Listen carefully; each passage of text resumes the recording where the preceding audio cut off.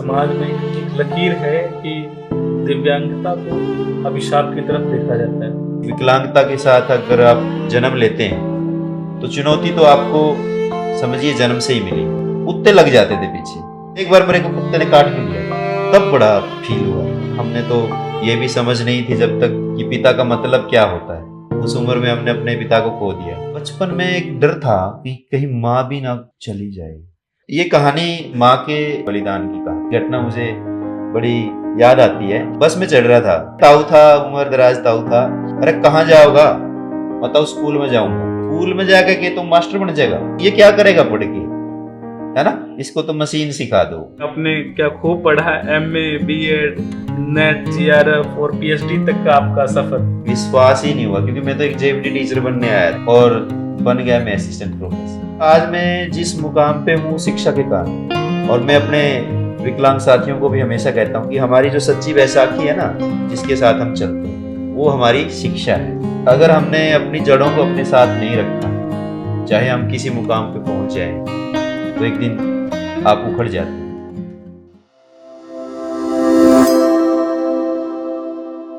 आप सभी को नमस्कार। मैं आपके बीच अनिल, फोकस लैब के विशेष कार्यक्रम में एक कहानी प्रेरणादायक, ऐसी कहानी जो समाज को बदल दे, लोगों को बदल दे, जीवन और समाज को लेकर एक प्रेरणा लाए। इसी एपिसोड में हमारे बीच डॉक्टर सुनील थुआ जी हैं। उनकी कहानी, उनका सफ़र आप इस एपिसोड में जानेंगे। सर्वप्रथम मैं सर का बहुत बहुत स्वागत करता हूं, अभिनंदन करता हूं। सर बहुत बहुत स्वागत। धन्यवाद अनिल जी। और मैं सबसे पहले तो आपको शुभकामनाएं और ढेर सारा प्यार देना चाहूँगा कि आपने एक नई शुरुआत की है, और फोकस लैब स्टूडियो की जो एक सोच आपने हमारे दर्शकों को भेजी है, या एक शुरुआत जो की है, निश्चित रूप से एक सुहाने सफ़र पर बढ़ेगी। इन्हीं शुभकामनाओं के साथ में पुनः आपका हृदय से कृतज्ञता और आभार प्रकट करता हूँ। आभार सर, आपका यह स्नेह हमें और ऊंचाइयों तक लेके जाएगा, ऐसी हम उम्मीद करते हैं। सबसे पहले जैसा कि आपके बारे में बताया, डॉक्टर सुनील थुआ। ये सुनील थुआ के साथ साथ आप अपने परिचय में क्या बताना चाहेंगे, क्या कहना चाहेंगे? देखिए अनिल जी, गांव है मेरा थुआ, और मुझे अपने गांव से बड़ा प्यार है, इसलिए मैं अपने नाम के साथ हमेशा उसको रखता हूँ। क्योंकि जिन गलियों में, जिस माहौल और परिवेश में हम पले हैं, बड़े हैं, जहाँ पे अपने सब खेत खलिहान देखे हैं, सही कहूँ तो अगर हमने अपनी जड़ों को अपने साथ नहीं रखा, चाहे हम किसी मुकाम पे पहुंच जाएं, तो एक दिन आप उखड़ जाते हैं। तो उसी सोच को लेकर मैंने अपने नाम के साथ अपने गांव का नाम लगाया है। बहुत सारे लोगों को लगता है कि इनका कोई सरनेम है, कोई गोत्र है, लेकिन ऐसा नहीं है। वर्तमान में अनिल जी मैं असिस्टेंट प्रोफेसर हिंदी के पद पर काम कर रहा हूँ, गवर्नमेंट कॉलेज पलवल कुरुक्षेत्र में, जी। जो यूनिवर्सिटी से महज 3-4 किलोमीटर की दूरी पे है। और गांव के परिवेश से उठकर यहाँ तक पहुँचने का जो सफ़र है, वो एक बड़े संघर्ष और एक लंबी कहानी के साथ आगे बढ़ता है। अनेक ऐसी चुनौतियाँ, अनेक ऐसे बाधाएं हमने जीवन में देखी हैं, जिनको कभी भी मुश्किल ना समझते हुए एक अवसर समझ के आगे बढ़े हैं।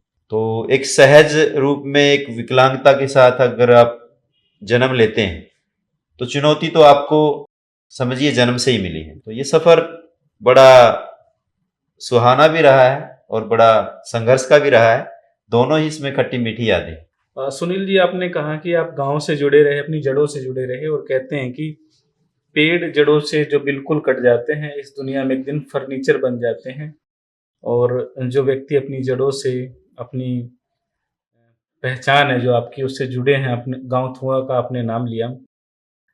गांव के साथ साथ परिवार की बिल्कुल एक अहम भूमिका रहती है किसी भी व्यक्ति के निर्माण में। परिवार को आप अपने से किस तरह से देखते हैं? परिवार ने आपको जिस ऊंचाई पे आज हैं, जो सामाजिक आप कार्य कर रहे हैं, शिक्षाविद हैं आप, लेखक हैं, और समाज के बारे में सबसे पहले मैं जानना चाहूँगा, आप अपने परिवार के बारे में बताएं। देखिए, हमारे भारतीय परंपरा और संस्कृति में परिवार को बहुत बड़ा दर्जा दिया गया है, और निश्चित रूप से ये है भी।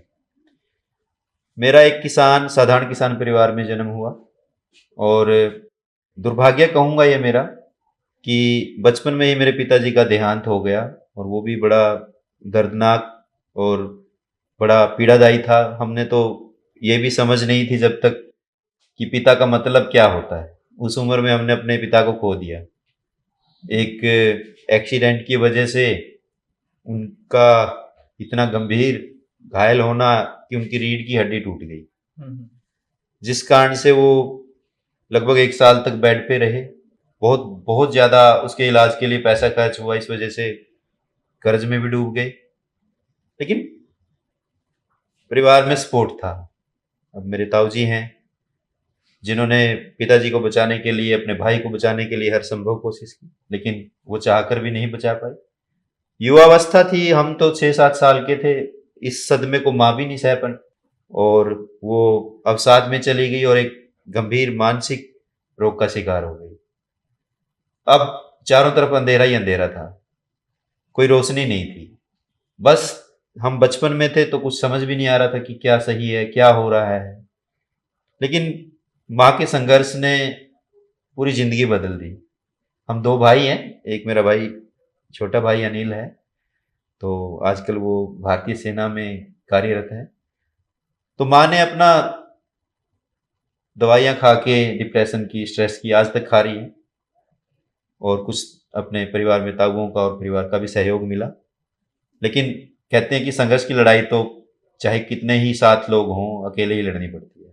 माँ ने अपने बच्चों को पढ़ाने के लिए दूध बेचा, खेती करी, मैंने भी उसमें हाथ बंटाया, विकलांग होते हुए भी फसल तक काटी है, चारा तक मैंने काटा है।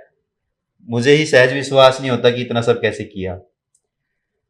तो ये कहानी एक किस्म से माँ के समर्पण, उनके त्याग और बलिदान की कहानी।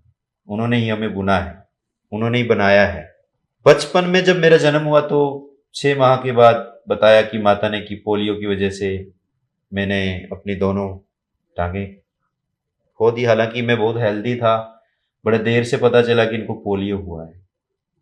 उसके लिए फिर जो इलाज करवा सकते थे, पहले तो इतना ज़्यादा साइंस और मेडिकल सुविधाएं नहीं थी, झाड़ फूक और सब करवाया।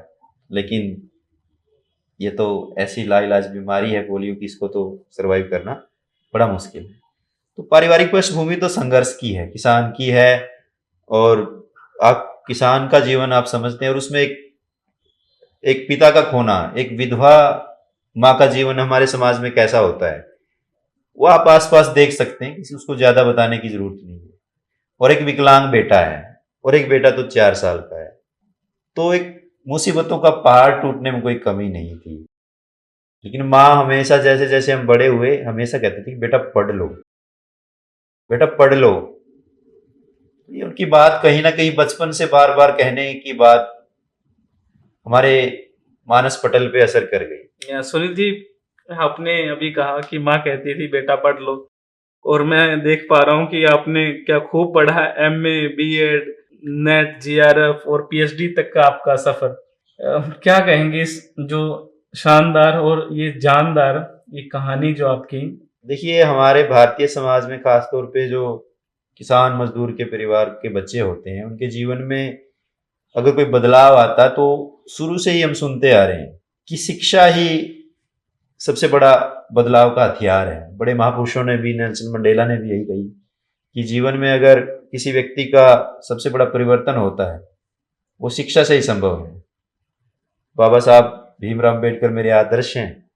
उन्होंने भी कहा कि चाहे आपके पास खाने के लिए रोटी ना हो, मतलब खाने के लिए जिसमें प्लेट में रख के रोटी खाते हैं वो भले ही ना हो, पर आपने पढ़ाई जरूर लेनी। चाहे आपके पाँव में जूते ना हो, पर आपने पढ़ना जरूर है। हालांकि उस दौर में तो ये सब पता नहीं था, लेकिन माँ की बात तो बार बार असर करती थी। और मैं तो कहता हूँ कि आज मैं जिस मुकाम पे हूँ शिक्षा के कारण। और मैं अपने विकलांग साथियों को भी हमेशा कहता हूँ कि हमारी जो सच्ची बैसाखी है ना, जिसके साथ हम चलते हैं, वो हमारी शिक्षा है। बाकी लोग रिश्ते, सगे संबंधी सब छूट सकते हैं, पर यह बैसाखी आपको शिक्षा की बैसाखी, सच्ची बैसाखी एक विकलांग व्यक्ति के लिए, क्योंकि उससे उसका पूरा जीवन बदल जाता है। और मैं आपके सामने साक्षात एग्जाम्पल हूं। आप मेरी शिक्षा की कहानी सुनोगे तो बहुत ज्यादा मतलब संघर्ष की, जज्बे की, जुनून की लगेगी, क्योंकि विकलांग था तो इसी वजह से सामाजिक रूप से तो लोग यही समझते कि कोई विकलांग पैदा हो गया तो कोई पूर्व जन्म का पूरा फल था, इस जन्म में भोगेगा, ऐसी धारणा हमारी समाज की है। उसके पीछे अनेक कारण हैं, वो आप सब हम जानते हैं। लेकिन माँ को अपना बच्चा सबसे प्यारा होता है, वो हमेशा उसको ऊंचे मुकाम पे देखना चाहती है। तो जब मैं पहली बार स्कूल गया तो मेरी जो एजुकेशन है 1 साल देर से शुरू हुई, क्योंकि विकलांगता के कारण, एक ग्रामीण परिवेश के कारण। तो माताजी, एक गांव में गली नुमा स्कूल है, आंगनवाड़ी टाइप था, वो घर के पास था, वो मेरे लिए मतलब खास भी बना। वहां मुझे कंधे पे बैठा के छोड़ के आती थी और फिर छुट्टी के बाद ले आती थी। वहां मुझे पहली बार शिक्षा का सपना दिखा। आपको कभी मौका मिला तो स्कूल दिखाऊंगा। आप, वो इतना लंबा था जैसे सुरंग होती है, लेकिन मेरे लिए तो वो पूरा मतलब अपने आप में शुरुआती जो शिक्षा मेरी वहीं से हुई है, प्राथमिक शिक्षा। उसके बाद 5वीं तक का स्कूल था, उसके बाद मुझे फिर अगली चुनौती का सामना करना पड़ा। एक जो इसमें बात मैं जोड़ना चाहूंगा वो ये थी कि मेरी शिक्षा 1 साल देर से शुरू हुई, लेकिन मैं पढ़ाई में ठीक था। इसको कवर करने के लिए मुझे चौथी और 5वीं क्लास मैंने दोनों एक साथ करी। बैक था क्योंकि विकलांगता की वजह से देरी से एडमिशन हुआ, या ये भी धारणा थी भी ये क्या करेगा पढ़ के, है ना, इसको तो मशीन सिखा दो। हमारे यहाँ टेलरिंग का काम चलता है, खासतौर पे विकलांग लोग जो बैठ के काम कर लेते थे, लोग वही कहते थे। खैर, अच्छे बुरे लोग समाज में सब होते हैं। तो सामाजिक परिवेश कोई एक दिन में नहीं बनता, हजारों साल की एक यात्रा होती है। तो वहां से मेरी 5वीं क्लास पूरी हुई। अब 6वीं क्लास में मुझे गांव के सरकारी स्कूल में जाना था, वो बहुत दूर था। उस समय ना कोई मेरे को ई रिक्शा थी मेरे पास, या कोई ट्राईसाइकिल थी। हालांकि मैं अपने पांव से चलना तो शुरू किया था मैंने। इलाज के दौरान शुरू में मैं घुटनों के बल चलता था, मेरी बाजू में भी थोड़ी सी ऐसे घूमी हुई है, ऐसे रेंग के चलता था। लेकिन जैसे जैसे उम्र बढ़ी तो थोड़ी ताकत भी आई। ताकत वो सपनों में भी आई, जज्बों में भी आई। तो अब चैलेंज ये था कि वहां तक गांव के परले किनारे पे स्कूल है और गांव की इस किनारे पे मेरा घर है। कैसे हर रोज मम्मी भी काम भी करने होते हैं घर के। लेकिन एक वरदान यहीं पे मेरे जीवन में बन के आता है, वो आता है कि उस स्कूल के पीछे मेरा खेत है। सरकारी स्कूल है जो गांव का, मेरा थुआ गांव का, उसके बिल्कुल दीवार के पीछे मेरा खेत है। तो हमारी चारा लाने वाली जो गाड़ी है सुबह सुबह, वो हर रोज खेत में जाती है। ताऊ लेके जाते हैं, बड़े भाई लेके जाते हैं। तो उसमें मैं सुबह बैठ के जाता था, चारे वाली गाड़ी में। अब वो चारे वाली गाड़ी थी, खेत का काम था। स्कूल की छुट्टी तो 2-2:30 बजे हो जाती थी, वो शाम को वापस आती थी। तो मैं उसी चारा वाली गाड़ी से ही फिर वापस घर आता था। ये मेरी 10वीं तक या 8-9 तक की जो एजुकेशन है वो गांव के सरकारी स्कूल में हुई है। वो गाड़ी मेरे जीवन के सपनों की गाड़ी बन गई। शायद माँ का संघर्ष इसमें थोड़ा कम हुआ। माँ तो पढ़ाती, कंधे पे छोड़ के आती लाती, लेकिन उस चारे वाली गाड़ी का जो आनंद है वो मेरे जीवन में अभी भी मिठास खोल देता है। कैसे मैं बैग लाद के जाता था, कभी कभी ऐसा होता कि गाड़ी मिस होगी, तो उस दिन मेरे लिए सबसे बड़ी चुनौती होती थी। कोई भी काम, जैसे अमावस्या के दिन होता था कि उसमें बैल नहीं जोतते थे, पर स्कूल तो हर रोज लगता था, तो उस दिन मैं पैदल आता था। तो गांव के बीच से, हमारी बीच वाली गली बोलते हैं उसको, बिचली गली, उससे रास्ता मेरे घर तक जाता है। तो वहां मैं बैठ बैठ के आता था, बस जैसे 100 मीटर चला फिर बैठ गया। कुत्ते लग जाते थे पीछे, बड़े भौंकते थे। एक बार मेरे को कुत्ते ने काट भी लिया था, तब बड़ा फील हुआ था। लोग भी देखते थे कैसे चल रहा है, बच्चे भी हंसी मजाक उड़ाते थे, पर पता नहीं क्या शक्ति थी वो खींच रही थी। बैठ जाता था, कुछ लोग सहानुभूति भी जताते थे, मेरा बैग भी लेके जाते थे कुछ लोग कहते कि चलो मैं छोड़ आता हूँ। लेकिन ये तो संघर्ष की लड़ाई खुद ही लड़नी पड़ती है। जैसे तैसे बड़ा अच्छा रहा वो समय, मतलब गांव के सरकारी स्कूल से पढ़ के आगे बढ़े। ये मेरी प्राथमिक शिक्षा थी। इसके बाद फिर मैं +2 के लिए, छात्र गांव है हमारा पास के गांव में, वहां अपनी शिक्षा के लिए जाने लगा। और वहां जाना था बस में, अगला गांव था, क्योंकि गांव में हमारे 10th तक का स्कूल था। वो भी एक चुनौती थी, क्योंकि बसों में चढ़ना उतरना, प्राइवेट बस होती थी। हालांकि दोस्त थे, लेकिन वो मदद करते थे, पर भीड़ बहुत होती थी बसों में, धक्का मुक्की और ऊपर नीचे। एक बार मैं स्कूल जा रहा था, वो भी घटना मुझे बड़ी याद आती है। तो मैं बस में चढ़ रहा था, तो तब मैं एक उससे चढ़ता, जैसे बांस की एक लाठी होती है, उससे चलता था। तो मैं चढ़ रहा था, एक ताऊ था, उम्र दराज ताऊ था, तो वो उतर रहा था। अरे कहाँ जाओगा? बताओ, स्कूल में जाऊंगा। स्कूल में जाकर के तुम मास्टर बन जाएगा?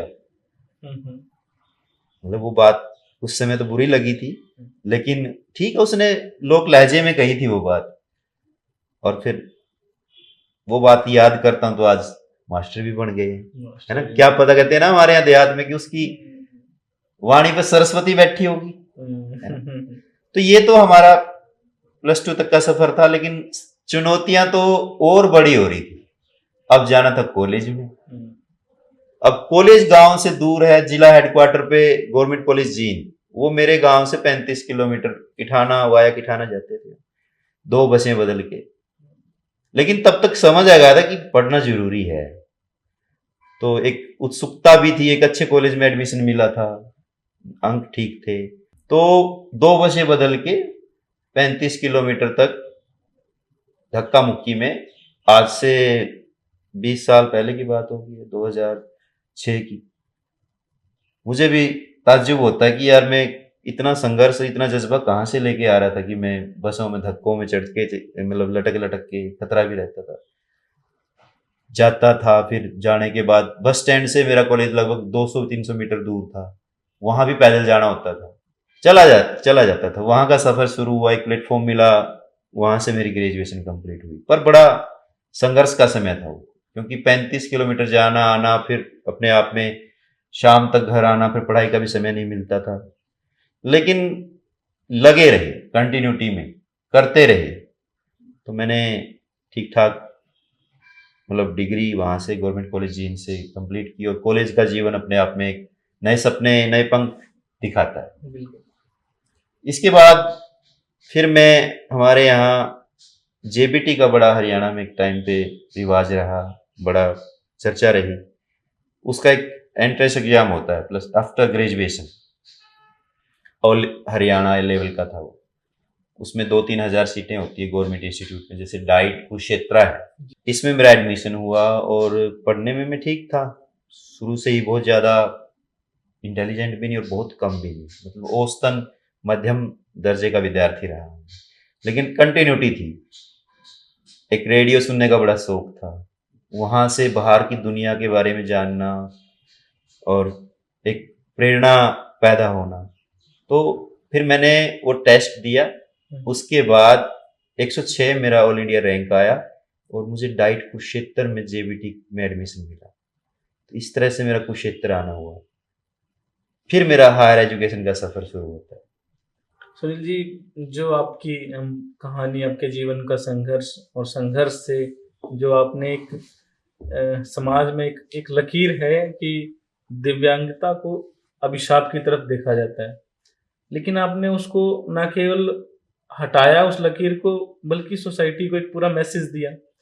दूसरी तरफ आपने बताया कि जेबीटी और फिर टीजीटी, पीजीटी, मैंने कई सारी, मैंने आपकी डिग्रियां अपनी जिन जॉब्स में आए वो मैंने देखा। वो तमाम चीज़ें अपने आप में एक कटाक्ष भी हैं। मतलब आपने वो जो जो भी चीज़ बताई कि कई बार ऐसा होता था लोग कमेंट भी करते थे, उन सारी चीज़ों को पीछे छोड़ते हुए फिर वही बात कि आपने वो लकीर हटा दी कि ये दिव्यांग है, ये बिल्कुल कुछ नहीं बिल्कुल, कर ये सकते। आपकी बात सही है। उस दौर में बहुत सारी चीजें थी, अगर मैं वहां उनको सुन के रुक जाता तो शायद ये मुकाम तक सफर ना पहुंचता। वैसे तो जीवन में कोई मुकाम नहीं होता, अच्छाई का कोई मुकाम नहीं होता, कितने ही कर लो। आगे बढ़ने का कोई मुकाम नहीं होता, कितने ही आगे बढ़ो। लेकिन जो शिक्षा थी, वो मुझे लग रहा था कि मेरा जीवन बदल रहा है। जैसे मैंने जेबीटी में एडमिशन हुआ तो मुझे बड़ा सम्मान मिला। हमारे यहाँ शिक्षा से अर्जित जो योग्यता है वो हमेशा सबको सम्मान दिलाती है। देखिए, वैसे भले ही लोग हमें किसी दृष्टि से देखते हैं, लेकिन जब आप कोई शिक्षा में, कोई उपलब्धि में आगे बढ़ते हैं तो फिर आपका सम्मान बढ़ने लगा। फिर मुझे लगा कि यार इससे तो सम्मान प्राप्त हो रहा है, आपको गरिमा मिल रही है, डिग्निटी मिल रही है, इक्विवेलेंट आ रहे हो आप, समानता का भाव आ रहा है। नहीं तो सब देख रहे थे कोई विकलांग है, क्या करेगा, तब सब तरह की बातें होती हैं। तब मैंने फिर यहाँ जेबीटी कंप्लीट किया और फुल दिल लगा के पढ़ा। मैं अपने यहाँ ताऊ जी के पास रहा, ताई जी के पास रहा। उन्होंने समझा कि इसका जीवन यहाँ से बदल सकता है। उन्होंने मेरे को यहाँ पे बड़ा सहयोग दिया, जिसके कारण मैं यहाँ 2 साल तक जेबीटी के दौरान मुझे पूरा पढ़ने का मौका, 10 घंटे 12 घंटे पूरा रूटीन था मेरा। सुबह कमरे में जाना, क्लास के बाद आना, मतलब बहुत वहां से जीवन 360 डिग्री घूम गया जिसको आप बोलते हैं। इतना दिल लगा के पढ़ाई की। फिर मैं यूनिवर्सिटी में चला गया आफ्टर जेबीटी। वहां तो एक अलग ही दुनिया है। वहां जाके तो पूरी दुनिया जैसे मेरे लिए खुल गई। फिर मैंने हॉस्टल में रहना शुरू किया। हालांकि ताऊ जी तो कहते कि यहीं रहो, लेकिन मुझे वहां अच्छा लग रहा था कि अपने लोगों के बीच रहेंगे तो बड़ा अच्छा लगेगा। पिता के जाने के बाद ताऊ जी हैं मेरे रोशन लाल जी, उन्होंने पिता की हर भूमिका निभाई। बहुत शुक्रिया अदा मैं उनके लिए प्रकट करता हूँ। बड़ा आभारी हूँ कि शायद इतना सहयोग और आशीर्वाद ना मिलता तो क्या पता मैं गांव में ही रह जाता आफ्टर ग्रेजुएशन, लेकिन उनका सहयोग बहुत ज़्यादा। तो वहाँ से मैंने एमए किया, एमए हिंदी में एडमिशन लिया। वहाँ फिर मैंने 2013-14 में नेट क्वालिफाई किया। नेट के बारे में पता चला, जेआरएफ किया, बल्कि नेट जेआरएफ। जेआरएफ में आपको 5 साल तक एक अच्छी स्कॉलरशिप मिलती है। उस दौर में तो लगभग 35,000 रुपये मिलती थी हमें। और एमफिल में एडमिशन ले लिया। इसी दौरान पीएचडी की सीटें निकल गई। फिर पीएचडी के लिए अप्लाई किया, लेकिन उसमें थोड़ा सा दिक्कत आई। एक संघर्ष की लड़ाई वहां से लड़नी पड़ी। संघर्षशील जीवन तो हमेशा ही रहा है, लेकिन कुछ लड़ाइयां लड़के ही आप आगे बढ़ते हो। तो यूनिवर्सिटी का जो नियम कायदा था उसमें ये कहा कि जो बच्चा एमफिल में इनरोल है उसको फिर पीएचडी में नहीं देंगे। लेकिन उसके लिए हमने यूनिवर्सिटी प्रशासन को अपना नियम बदलने के लिए मजबूर किया और पूरी यूनिवर्सिटी की लिस्ट बदल के हमें पीएचडी में एडमिशन मिला। एमफिल वालों को उस दौर में सोचना भी मुश्किल था कि हम कोई ऐसी लड़ाई लड़ सकते हैं। मेरे को ये नियम भी नहीं समझ में आया कि आप हवलदार हैं फॉर एग्जाम्पल, और आपने थानेदार की परीक्षा पास कर ली, तो आपको ये थोड़ा कहेंगे कि आपको तो हवलदार ही रखेंगे। ये कौन सा नियम है? जब मैं थानेदार की परीक्षा पास कर, मतलब आगे बढ़ने का अवसर तो है ही, पीएचडी में क्यों नहीं ले सकते। फिर वहां मैंने पीएचडी की।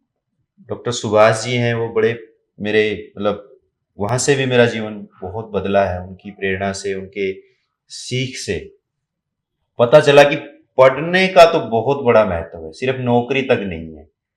आपके व्यक्तित्व में भी जो बदलाव है, जो आपकी सोच में, जो आपको इंसान बनाती है। हिंदी साहित्य के बड़े प्रसिद्ध लेखक हैं भगवान दास मोरवाल, उनका एक उपन्यास काला पहाड़ है, बड़े नाम हैं मतलब उनकी रचनाओं के, बाबल तेरा देश। उस पे मैंने रिसर्च की मेवात पे, और ये अपने आप में एक खुशी की बात है कि जिसके बारे में मिथ्या भ्रामक धारणाएं, वहां पे जाके या उस पे आपने काम किया और फिर मुझे पीएचडी की डिग्री मिली। इससे पहले मैंने बीएड भी किया था, एमए के बाद 1 साल। तो मतलब पूरी शिक्षा यूनिवर्सिटी में आके जीवन को बदलने वाली घटना बनी। और 5 साल तक आपको जेआरएफ मिला, उसमें एक अच्छा खासा आपको अमाउंट मिलता है। घर की परिस्थितियां भी बदली। इस दौरान छोटा भाई था, वो भी इंडियन आर्मी में चला गया। फिर मैं अपनी माँ पे आता हूँ। जिस दौरान मैं यहाँ 15 साल यूनिवर्सिटी में स्टडी की और छोटा भाई 2013 में आर्मी में चला गया, तो आप सपोज करो मेरी माँ ने 10 साल, 8-10 साल सिर्फ अकेले बिताए, कोई नहीं था उसके साथ। वो बात झकझोरती थी भी कुछ हासिल करना है। सोच के देखिए, एक बीमार और मानसिक बीमारी से जो आदमी, मैं तो मानता हूँ कि शायद एक मानसिक बीमारी को बढ़ने का कारण ये भी रहा है, अकेलापन। लेकिन जब भी मिलते थे या घर जाते थे सप्ताह में, तो ये कहे बेटा पढ़ लो, मैं ठीक हूँ, कोई दिक्कत नहीं। तो यहाँ शिक्षा मुझे लगा कि अब जेआरएफ मिल रहा है। तो उस दौरान सबसे पहले मुझे जेबीटी टीचर की नौकरी मिली 2014 में, और 2013 में भाई को इंडियन आर्मी में जाना जरूरी था, क्योंकि घर की परिस्थिति जरूरी हो गया था कि नौकरी हो, बदल रहा था सब कुछ, माहौल बदल रहा था। तो 14 में मेरे को जेबीटी टीचर की नौकरी मिली, लेकिन उसी दौरान मैं जेआरएफ भी ले रहा था, तो लगभग बराबर सा अमाउंट नौकरी का और चल रहा था, तो मैंने ज्वाइन नहीं किया। वो दूर स्टेशन मिला था मुझे, पलवल मेवात के पास। मुझे ये था कि घर वालों ने भी लास्ट चांस पे ज्वाइन करना, अगर मान लीजिए ज्वाइन भी करना, तो अभी उस दौरान पीजीटी लेक्चरर की वैकेंसी भी निकली हुई थी और कॉलेज की भी तो अभी तैयारी कर, पढ़ाई कर। तो उसी दौरान फिर बहुत सारे टेस्ट दिए, एसटेट, सीटेट, नेट, कोई भी परीक्षा ऐसी नहीं थी जो मैंने पास नहीं करी। लगभग 7-8 बार तो सीटेट, 6-7 बार एसटेट, हर लेवल का, पीआरटी का, टीजीटी का, पीजीटी का, जैसे मजा आने लग गया पढ़ने में। सही मायने में ना दौर ही कमाल का था, जब पढ़ने में मजा आता था। ऐसा लगता था एक पल खराब कर दिया तो क्यों कर दिया। ये बदलाव यूनिवर्सिटी में आके आया। बहुत लोग मिले, अपने से भी ज्यादा संघर्ष करके जो आए थे, सबकी प्रेरणाएं मुझे पुश कर रही थी। और फिर रुकने का नाम तो जिंदगी नहीं है, चलने का नाम जिंदगी है, चलते रहे। 2017 में, उससे पहले पीजीटी लेक्चरर की वैकेंसी आई, उसमें मेरा चयन हुआ। फिर 2017 में मेरा 16 में उसका एडवर्टाइजमेंट आया था असिस्टेंट प्रोफेसर का हिंदी का, लेकिन 17 में वो रिजल्ट आया और मैं असिस्टेंट प्रोफेसर बन गया। सहज तो विश्वास ही नहीं हुआ, क्योंकि मैं तो एक जेबीटी टीचर बनने आया था, यहाँ बन भी गया था, और बन गया मैं असिस्टेंट प्रोफेसर। बहुत खुशी हुई, सबको इतनी ज्यादा खुशी हुई, लेकिन ये खुशी बहुत दूर चलेगी एक बार के लिए। मतलब वो जो पेज था ज्वाइनिंग ना होने का, उसके लिए बहुत संघर्ष किया है। तंबू गाड़ा पंचकुले में, हरियाणा में, धरना दिया, भूख हड़ताल की, और पूरा 112 लोगों का नेतृत्व किया। सीखा भी बहुत वहां से।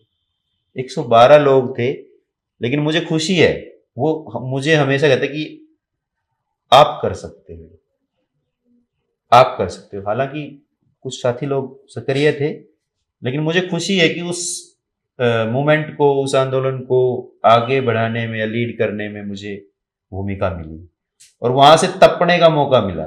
2 साल 2 महीने आपको कोई नौकरी मिल रही है, फर्स्ट क्लास जॉब मिल रही है, और ज्वाइनिंग ना मिले, कैसा समय गुजरा होगा आपका, आप सपोज करें। लेकिन आखिरकार वो दिन आया। 29 अगस्त 2019 को हमने वो कोर्ट की कानूनी लड़ाई भी जीती, और जो बाकी मोर्चों की लड़ाई थी वो भी जीती, और 29 अगस्त 2019 को मैंने असिस्टेंट प्रोफेसर के पद पे ज्वाइन की। सुनील जी, ना केवल आपने अपने जीवन के लिए, अपने परिवार के लिए, बल्कि अपने गांव का आपने खुद बताया, आपने ना केवल समाज को बेहतर तरीके से समझाने में, बल्कि अपने रिसर्च पेपर्स के माध्यम से या अपनी लेखनी के माध्यम से भी आपने समाज को किस तरह से बेहतर बनाया जा सकता है, आपने काम किया है। और सबसे बड़ी बात होती है कि हमने क्या पाया, उससे ज़्यादा जरूरी हमने समाज को क्या दिया। जी बिल्कुल, ये डॉक्टर अम्बेडकर जी से मैं हमेशा प्रभावित रहा हूँ। वो पे बैक टू सोसाइटी की बात करते हैं, लेकिन ये मेरा सौभाग्य ही कहूँगा कि जो व्यक्ति संघर्ष से निकल के आता है, जो अपनी जड़ें जानता है, सबकी तो मैं नहीं कहूँगा, लेकिन खुददार आदमी उनको नहीं भूलता है। पर मैं बचपन से ही थोड़ा सामाजिक था, इसी कारण से मैं इस मुकाम पे आया हूँ। मैं थोड़ा गांव की स्टोरी में लेके जाना चाहूंगा। बिल्कुल बिल्कुल। मैं कभी, मतलब अपने आप को उस रूप में विकलांग नहीं मानता था। गांव में बच्चों के साथ में क्रिकेट खेलता था, बैठ के बॉलिंग करता था, बैटिंग करता था, और फिर मैंने एक टीम बनाई। उस टीम का मैं जैसे मैनेजर, कोच होता है। मेरे छोटे भाई थे, पड़ोस के बच्चे थे, उनको मैं एज ए कोच, कमाल है। एज ए कोच मतलब अपने सपने में उनमें देखता था। और वो टीम इतनी प्रसिद्ध हुई कि आसपास के गांव में भी उसका प्रचार हुआ। बहुत मजबूत टीम थी वो। मेरे छोटे भाई बहन हैं, सारे दोस्त हैं, पर मैं उनमें थोड़ा उम्र में ज्यादा था, और एक उनको चाहिए था जो जिसकी वो सब माने, वो मेरी मानते थे। तो एक बाकमाल टीम हमने खड़ी कर दी क्रिकेट में। और क्रिकेट का मुझे शौक था, क्रिकेट सुनना देखना शुरू से ही। और मेरी टीम का अपने इलाके में गांव में मोहल्लों की आपसी मैच होते हैं, बड़ी जबरदस्त टीम, जैसे उस दौर में ऑस्ट्रेलिया की टीम सबसे मजबूत होती थी, तो ऐसे ही कहा ये तो ऑस्ट्रेलिया वाली टीम है। उसका नेतृत्व किया मैंने 6-7 साल। मतलब उन बच्चों के साथ में हमेशा मैच खेलने जाता था, टीम प्लानिंग करता था। मैं सोचता हूँ कि यार वो कितना अच्छा समय था, है ना। और बेजोड़ वहां से नेतृत्व की अक्षमता मिली, मैं कह रहा हूँ नेतृत्व की अक्षमता मिली, वहां से विकसित हुई। फिर गांव में देहाती खेल होते हैं कबड्डी के, और उसमें एक कमेंटेटर का रोल होता है। गांव के गेम जो होते हैं क्रिकेट और कबड्डी, मैं कमेंटेटरी करता था, और मेरा पहला जीवन का सपना भी कमेंटेटर बनना ही था। खैर वो एक अलग चीज है। तो सालों साल ये चलता रहा, मेरे ख्याल 9th-10th क्लास में शुरू हो गया था जी।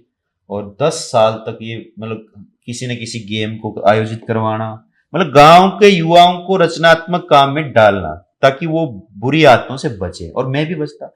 मैं तो इंतजार करता था अगर मैं गांव में फिर कबड्डी की टीम बनाई होगी, हमारे बहुत सारे लोग उसमें सहयोगी थे, और उसमें भी वही भूमिका होती थी। मैं टीम के साथ जाता था, टीम को मैनेज करता था, कोच लेके आते थे तो उसको बारीकियों पे, मतलब एक अच्छा अच्छा काम था। कई बार तो हम दूसरे प्रदेशों में टीम लेके जाते थे, पंजाब, राजस्थान में टीम के साथ जाता था, रात को भी रुकता था। कोई थकान नाम का या कोई अपने आप को विकलांग समझने का सवाल ही नहीं खड़ा हुआ जिंदगी में, हमेशा ऐसे चलते थे। मतलब अपने आप को उनके बराबर माना मैंने, कहीं ये फील नहीं हुआ, सच्चाई है। शायद ये सामाजिक कामों में अग्रणी भूमिका निभाने की वजह से हुआ कि मैं रुका नहीं। और बड़ा प्यार और सम्मान भी देते थे गांव के लोग, क्योंकि कमेंट्री करता था तो गांव के लोग बड़े बहुत अच्छा बोल रहा है भाई, तो ऐसे बोलते तो उत्साह बढ़ जाता, और वो कला निखरती गई, वो ऊर्जा बढ़ती गई। दूसरी स्टेटों में टीम लेके जाना, वहां से जिताना, कैंप लगाना, ये सब करते रहे, और आज भी ये जारी है। आप सोचिए 20-22 साल से जो मिशन हमने शुरू किया था गांव में युवाओं को खिलाने का, वो आज तक जारी है। फिर ये कबड्डी, क्रिकेट से कबड्डी पे, फिर कबड्डी भी थोड़ा सा हमारा एक दौर होता है हर चीज का, वो खत्म हो गया। फिर हमने बच्चों को नौकरी की तरफ लेके जाना जरूरी था, रनिंग करवाना, गेम करवाना, इंडिविजुअल गेम करवाना, वो शुरू किया। गांव के पास एक खाली जमीन पड़ी थी, किसी की व्यक्तिगत थी, तो उनसे सहयोग मिला, तो उस जमीन को एक समान मैं पर क्रिकेट टीम के साथ भी था, फिर कबड्डी टीम के साथ भी था, और फिर हमने चेंज किया इंडिविजुअल गेम में भी। फौज पुलिस का जरूरी उस टाइम दौर था जी। तो वहां फिर छोटे जो बच्चे थे उन्हीं से लगाव था, उन्हीं के साथ फिर वो कबड्डी, रनिंग, ये सब खेलना शुरू किया, और वहां से लगातार 7-8 साल तक हम जुड़े रहे, और एक अच्छा प्लेटफॉर्म बन गया कि हमारे बच्चे गेम में जाने लगे, स्पैट प्रतियोगिता है, नौकरी लगने लगे, जैसे मेरा भाई लग गया, मेरे दोस्त हैं जो वो लग गए। मतलब वहां से फिर एक शुरुआत हुई, और लगभग उसी ग्राउंड से, जिसको हम आज शहीद मेमोरियल स्पोर्ट्स खेल व अध्ययन केंद्र के नाम से जानते हैं, संख्या लगभग 60-70 बच्चे गवर्नमेंट जॉब में हैं, अच्छी पोजीशन में भी हैं। सीआईएसएफ में सब इंस्पेक्टर है, हरियाणा पुलिस में है, इंडियन आर्मी में है, आर्मी में तो ज्यादातर, और अच्छे खिलाड़ी भी दिए हमने। उसके बाद ग्राउंड भी नहीं था हमारे पास, फिर हमने एक टेम्परेरी ठेके पे जमीन लेके ने 2-3 साल तक आपसी सहयोग से जो युवा सफल हुए, या गांव का सहयोग मिला, उनको खिलाना शुरू किया, लेकिन वो काम बंद नहीं होने दिया हमने। और उसका नतीजा ये है कि आज गांव को खेल क्रांति या खेल गांव के रूप में जाना जाता है। कमाल है। सुनील जी, जो भी आप चीजें हमें बता रहे हैं अपने जीवन से जुड़ी, यही हो रहा है कि समझ में इतना आ रहा है कि आप लोगों को जोड़ते गए और एक कारवां बना दिया। बिल्कुल। इस सफर में किन लोगों को आप याद करना चाहेंगे जो आपके प्रेरणा स्रोत रहे, जिन्होंने आपके जीवन में बदलाव लाया, जिनकी बातें, जिनके शब्द कभी आपको भावुक करते हों, कभी इतना मोटिवेट करते हों कि वो खड़े हैं तो मैं कुछ भी करूँगा, कुछ भी समाज को बदल दूंगा, अपने आप में बदलाव लाऊंगा। जो भावनाएं कई बार होती कि भाई ये आदमी मेरे साथ है, मैं तो कुछ भी कर लूंगा अपने जीवन के लिए, किन को याद करते जी हैं? जी, देखिए सबसे बड़ी प्रेरणा तो मेरे लिए मेरी माँ है, मैं बार बार कह रहा हूँ, क्योंकि जिस दौर में वो रही हैं, जो दौर हमने देखा है, जब वो मानसिक रूप से बीमार रही तो मैं उनके साथ दवाई लेने जाता था। वो रात को सो नहीं पाते। बचपन में एक डर था कि कहीं माँ भी ना चली जाए, झकझोर देता था। कई बार ये लगता था कि मानसिक रूप से बीमार है, कुछ गलत ना कर ले। विकल्प भी नहीं था। 10, 11, 12 साल का था तो मैं माँ के साथ करनाल भटला मनोरोग चिकित्सक हैं, उनके यहाँ जाता है दवाई लेने। आज तक खा रही है दवाइयाँ।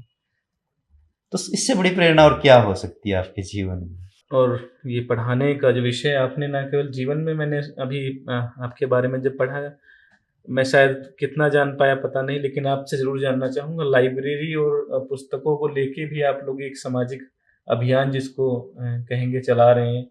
जो बात आप कह रहे हैं कि सामाजिक परिवर्तन और ये जो कोशिश है, फिर मुझे लगा कि सबसे ज्यादा हमें अपने जैसे लोगों के लिए काम करना चाहिए। बाकी लोगों के लिए बहुत लोग काम कर रहे हैं, अपने अल्पसंख्यकों के लिए कर रहे हैं, ऐसी समाज के लिए कर रहे हैं, हम भी करते हैं, गरीबों के लिए कर रहे हैं, हम भी करते हैं, लेकिन स्पेसिफिक हम अपने जैसे लोगों के लिए काम करेंगे। तो हमने किया, और आज जो ग्रुप हमने बनाया था यूनिवर्सिटी में, उसमें से बहुत सारे साथी लोग आपस की मदद से, किसी को फीस की जरूरत है, किसी को नेक सलाह की जरूरत है, किसी को उत्साह की जरूरत है, मैक्सिमम लोग उसमें से आज सेटल हैं। कोई असिस्टेंट प्रोफेसर के पद पे है, कोई नॉन टीचिंग में है, कोई टीचिंग में है। 70-80 लोग हैं। अभी अभी हमने उसको रजिस्टर्ड करवाया है। आपको हैरानी होगी, 10-12 साल तक हमने उसको रजिस्टर्ड नहीं कराया, लेकिन हमने कहा कि ये मिशन लंबा चलाना है। अगर लंबा चलाना है तो इसको एक व्यवहारिक रूप देना पड़ेगा। बिल्कुल।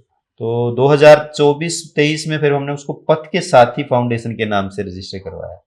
अब पथ के साथी क्यों है? क्योंकि हमारी जैसी समस्याएं थी, एक जैसी थी, और हमारा जीवन का उद्देश्य भी एक जैसा था, आगे बढ़ना, कि हम एक पथ पे चल रहे हैं, उसके हम साथी हैं।